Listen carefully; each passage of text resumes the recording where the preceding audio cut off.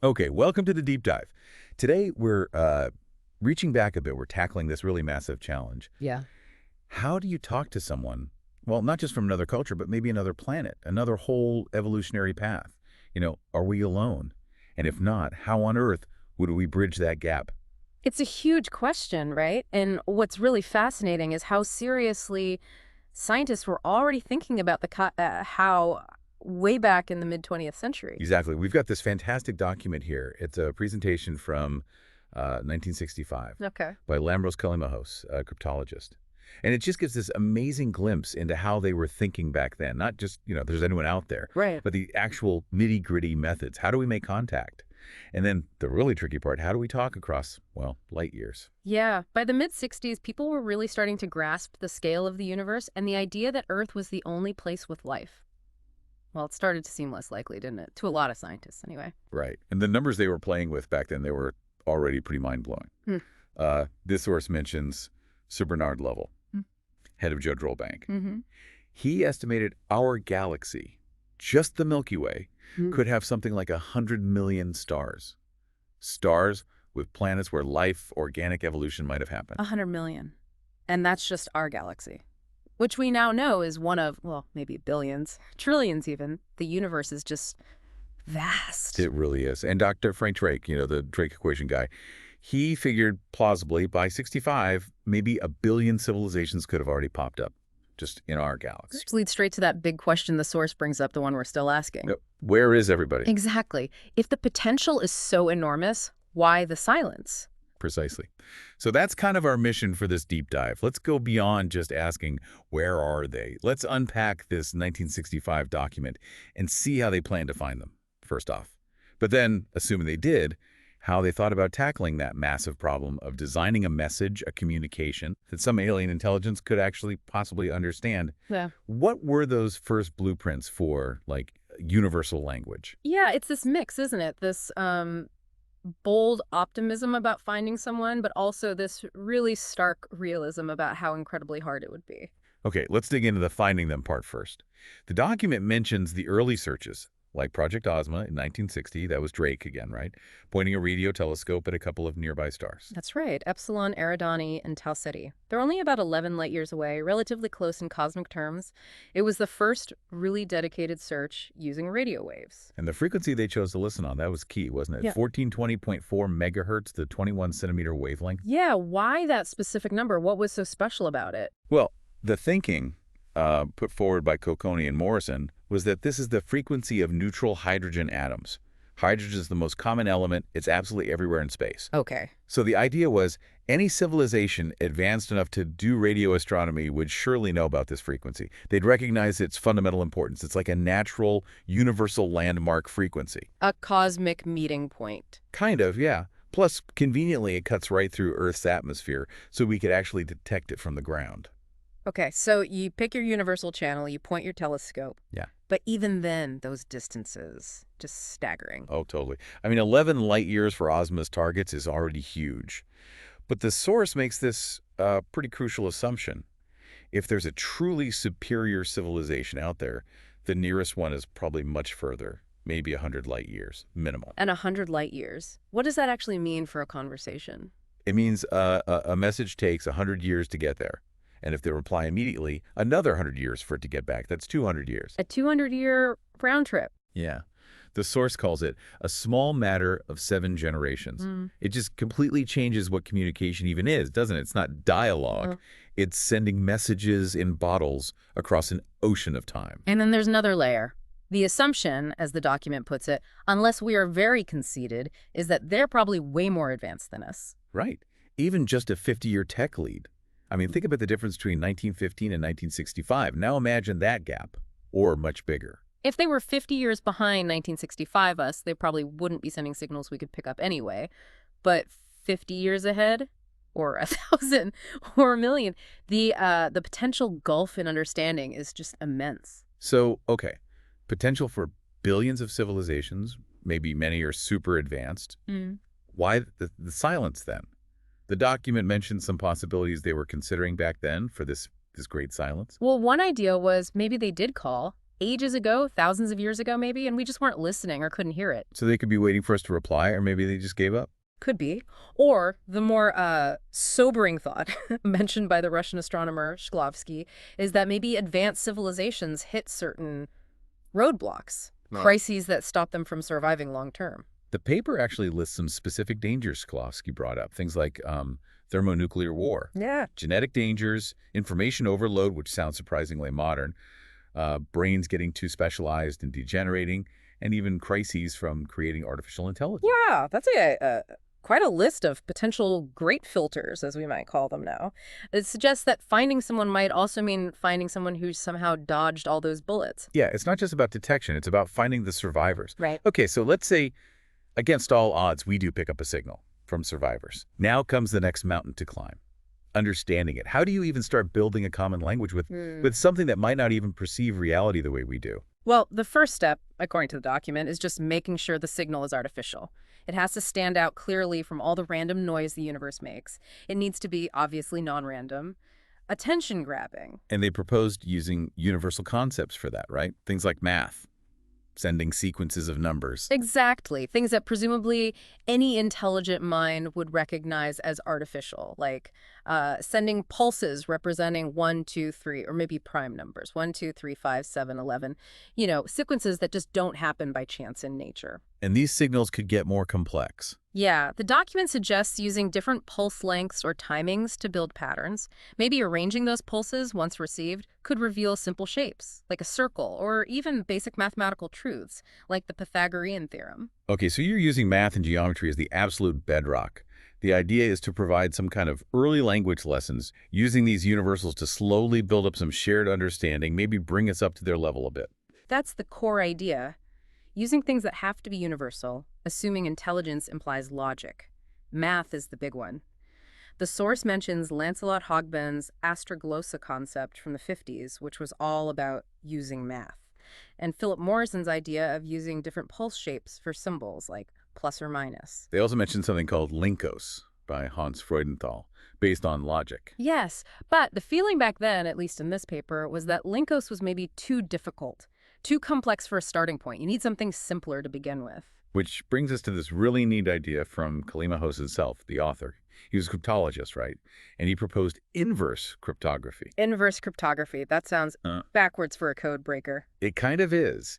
Normally, cryptography is about hiding meaning. Inverse cryptography is about designing the message specifically to reveal its meaning, to make it as easy as possible for the receiver to figure out, assuming they have logic. The cleverness isn't in hiding it, it's in making it transparent. So the message itself has to be the key. It kind of decodes itself. Exactly. The document uses the Rosetta Stone analogy. When they found the Rosetta Stone, they didn't have a separate key telling them what it meant. The stone itself, with the same text in 3 scripts, including known Greek, was the key. An interstellar message would need to work like that, providing all the clues internally. Relying on those universal principles, like math, that the sender hopes the receiver will also recognize. Precisely, and this leads to the specific examples in the document, illustrations of this facile inverse cryptography. The first one is from Bernard M. Oliver, the raster message. Okay, a raster message, like a TV screen. Sort of, yeah. Imagine a long string of binary digits, ones and zeros, or maybe pulses and no pulses. This string represents the pixels in an image. And the example signal is what, 1271 bits long? How does the inverse part work? How do you know it's a picture? Well, the cleverness is in the number 1271. It turns out it's a semi-prime. It only has 2 prime factors, 31 and 41. So any mathematically savvy recipient would immediately think, aha, this string probably isn't just linear noise. It's likely meant to be arranged in a grid. And the most obvious grid dimensions are 31 by 41 or 41 by 31. The paper says one arrangement, 31 by 41, reveals much more structure, more non-randomness, guiding you to the right way to display it. So the math property of the length itself tells you how to arrange it into a picture. That's clever. What could you actually show in a simple black and white picture like that? Quite a lot, surprisingly. The document has a sketch, figure 2. It shows things like reference points in the corners, a symbol for their sun, a diagram of their solar system, maybe 8 planets shown, with a pointer indicating their home world, the 4th planet in the example. You could show what they look like? Yeah, the example shows simple figures, bipedal, 2 arms, suggesting maybe bisexual mammalian beings. It even includes diagrams of atoms, hydrogen, carbon, oxygen, similar basic chemistry to ours. Wow. What else? There's a wavy line from the third planet. Yeah, the diagram shows Earth as the third planet, presumably. The wavy line might mean water, and there's a fish, which the source, maybe a bit playfully, suggests could imply they know about marine life here, maybe even indicating space travel or a visit.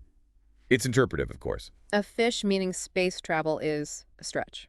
But okay, it shows the kind of thinking, trying to pack meaning into simple icons. Definitely. And there's more. One figure points to a binary number, 6, maybe suggesting they use base 12 math. Another part shows binary 11 next to a bracket around the figures. 11. Maybe their height. But 11 what? Well, what's the most universal unit of length you've just used? The transmission wavelength itself. 21 centimeters.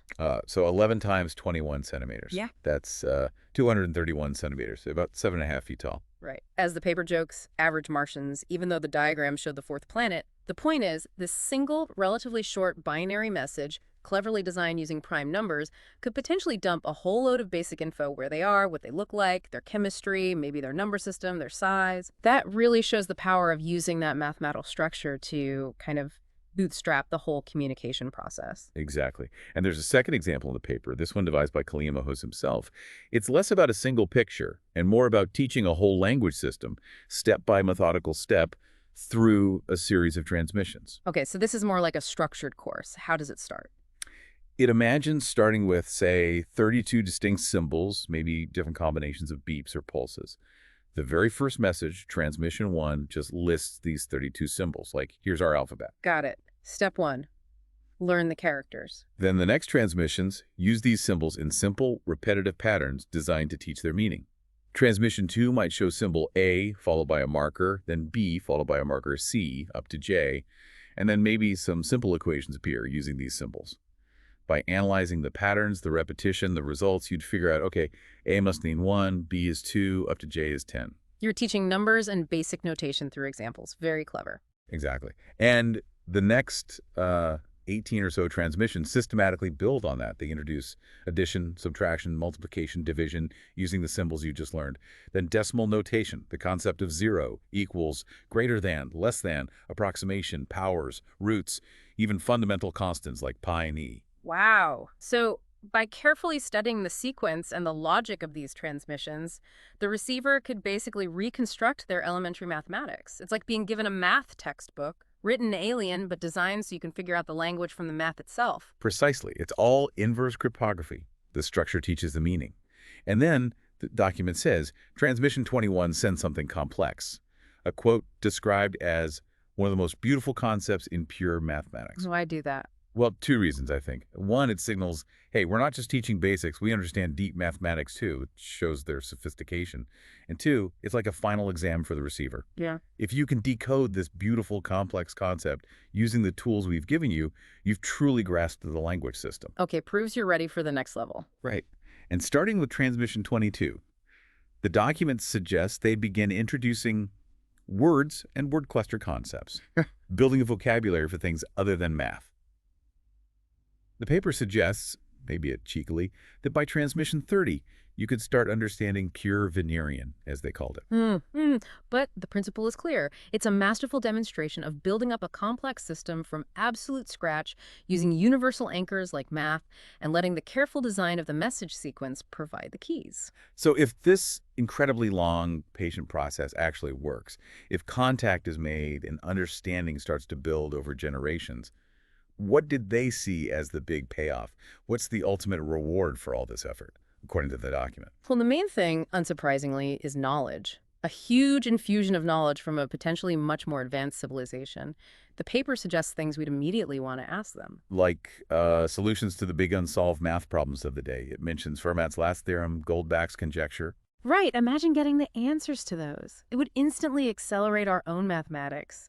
And same for the natural sciences. They use that great example of the fine structure constant, that fundamental number in physics, about 137.039.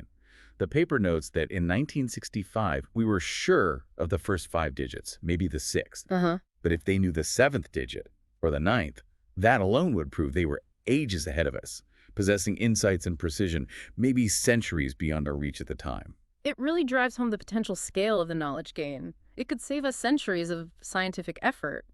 And beyond just science and tech, the document does mention hoping for lessons in, harmony and peace. Though Kalimahos, the cryptologist, couldn't resist adding that bit of dark humor, right? Warning that the outcome might not be quite so rosy. Yeah, the line about hoping we aren't eaten or otherwise ingested by the superior civilization. Hey, yeah, a good reminder that contact isn't guaranteed to be beneficial. But jokes aside, his final point, coming from that codebreaker perspective, feels really important. He stresses that everyone involved, scientists, decoders, future generations, needs to keep a level head, avoid wishful thinking, and be ready for problems that are genuinely, profoundly out of this world. Absolutely, because trying to understand something truly alien, something that might operate on different logical or perceptual foundations, that requires extraordinary patience, discipline, and just a radical openness to the unexpected. Looking back at this 1965 paper, it's really something, isn't it? It shows just how deeply people were thinking about this SETI challenge, way beyond just, should we listen? Yeah. It was about the sheer ingenuity needed to design a message, maybe even a whole language, from scratch, hoping it could be universally understood using fundamental principles. Yeah, it wasn't just philosophy. It was practical speculation grounded in math, physics, information theory, cryptography. It really laid some important groundwork for how we still think about these problems today, even if the technology has changed immensely. And it really makes you stop and think, doesn't it? About the incredible difficulty, but also the maybe profound potential of building bridges of understanding across these immense gaps, whether they're interstellar or maybe even closer to home. And tying it back to that core idea Kalimahos had, inverse cryptography designing communication specifically to be understood easily, and his point that knowledge is only valuable when it is understood and applied. Well, it does make you wonder, doesn't it? Wonder what? How much incredibly complex, potentially valuable information is swirling around us right now? In different scientific fields, different human cultures, maybe even in the natural world itself, information that we're just failing to grasp. Is it because the sender, whoever or whatever that is, hasn't made the message clear enough, hasn't used good inverse cryptography?